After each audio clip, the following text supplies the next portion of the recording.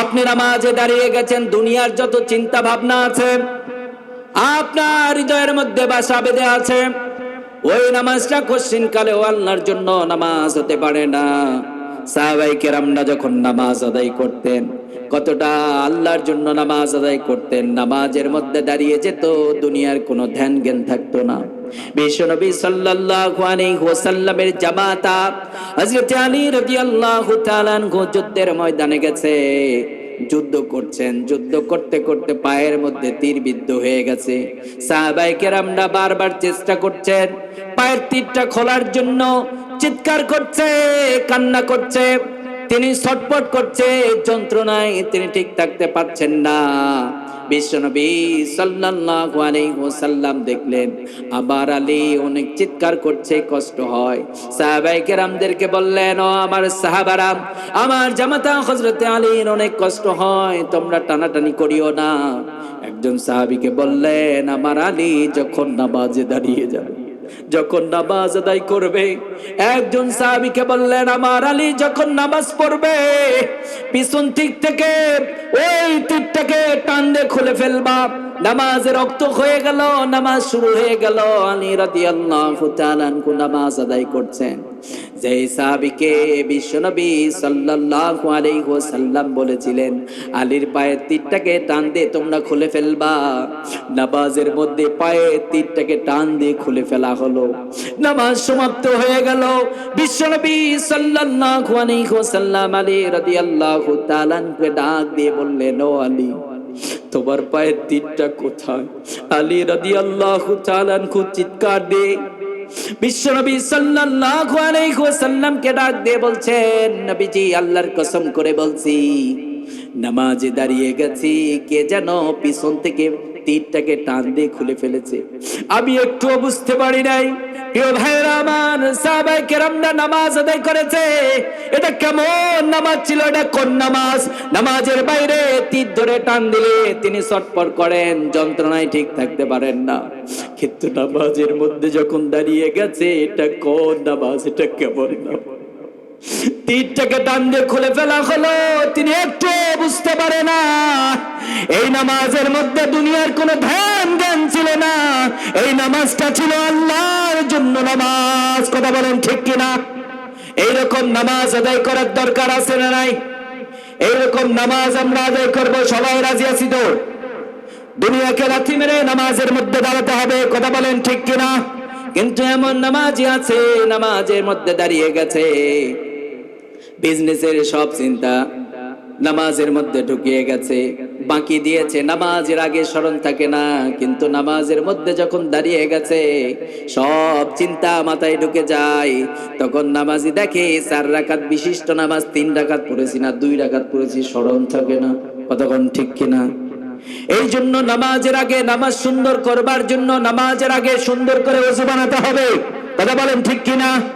নামাজ যেমন জান্নাতে যাওয়ার জন্য তালার চাবি, আর এই নামাজের চাবি হচ্ছে ওযু। ওযু সুন্দর করে বানাবেন, তাড়াহুড়া করবেন না, সুন্দর করে ওযু বানিয়ে মসজিদে প্রবেশ করবেন। সুন্দর স্থির একটা মন নিয়ে যখন নামাজের মধ্যে দাঁড়িয়ে যাবেন, নামাজের মধ্যে তখন দেখবেন মনোযোগ চলে এসেছে। কথা বলেন ঠিক কিনা? কিন্তু আমরা ধরপড়ি শুরু করে দিই, কি যে ব্যস্ততা, সুপার বিজি, কিসের এত ব্যস্ততা, সারাদিন ব্যস্ত হয়েছেন।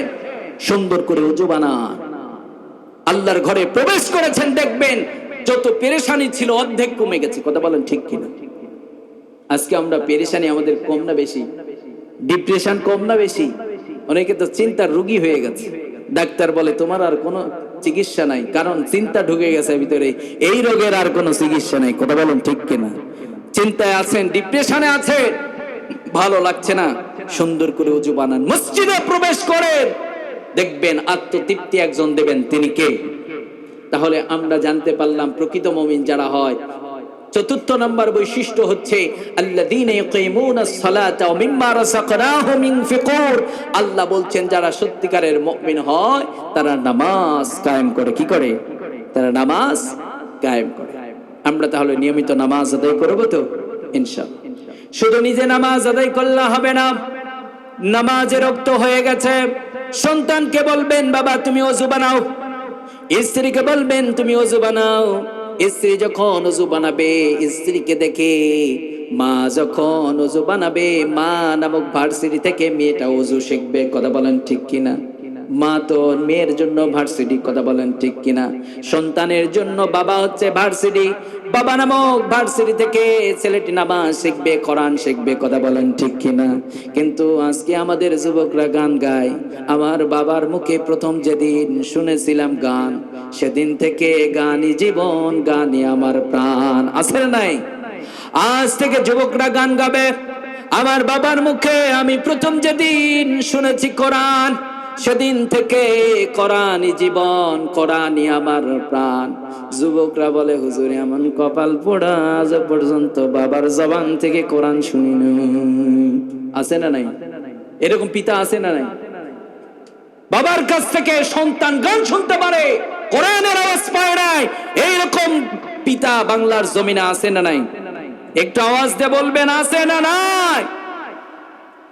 তাহলে যখন নামাজে রক্ত হয়ে যাবে, বাবা ওযু বানাবে, সন্তানকে বলবে ওযু বানাও।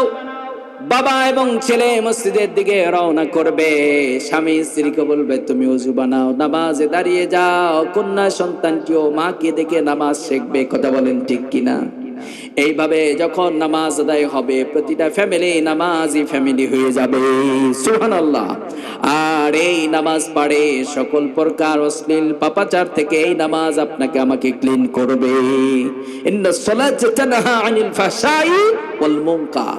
এই নামাজই পড়ে, নিশ্চয় এই নামাজ মানুষকে যত অশ্লীল কাজ আছে, যত বেহায়াপনা আছে, সকল অশ্লীল বেহায়াপনা কাজ থেকে এই নামাজিকে ক্লিন করে দেয়। সুবহানাল্লাহ।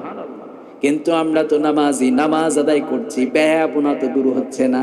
হাজী সাহেব আল্লাহর ঘরের জিয়ারা করে এসেছেন, হাজী সাহেব 5 ওয়াক্ত নামাজ পড়েন, কিন্তু মেয়েটা তো বেপরদায় চলে। তার মানে নামাজ যেভাবে হওয়া দরকার ছিল এভাবে নামাজ হয় না। কথা বলেন ঠিক কিনা? না, হাজী সাহেব নামাজের মধ্যে দাঁড়িয়ে গেছে, কিন্তু ওই নামাজের মধ্যে শিক্ষা আছে না নাই? নামাজের মধ্যে যা তেলাওয়াত করেছেন ওটা যদি জীবনে বাস্তবায়িত থাকতো, তাহলে হাজী সাহেবের মেয়ে কোশ্চিন কালেও বেপরদায় চলতো না। ঠিক না? সম্মানিত ভাইয়ারা আমার, তাহলে আমরা এখন পর্যন্ত জানতে পারলাম সত্যিকারের যারা মুমিন হবে তাদের 5টি বৈশিষ্ট্য থাকবে। কয়টি? সবাই একটু বলবেন কয়টি? 5টি বৈশিষ্ট্য। 1 নাম্বার, একটু রিলি করবো যেহেতু সময় শেষ।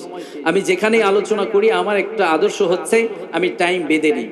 আমি কর্তৃপক্ষকে বলি কয়টার মধ্যে আলোচনা শুরু এবং শেষ করবে, এটা জানাতে হবে আমাকে।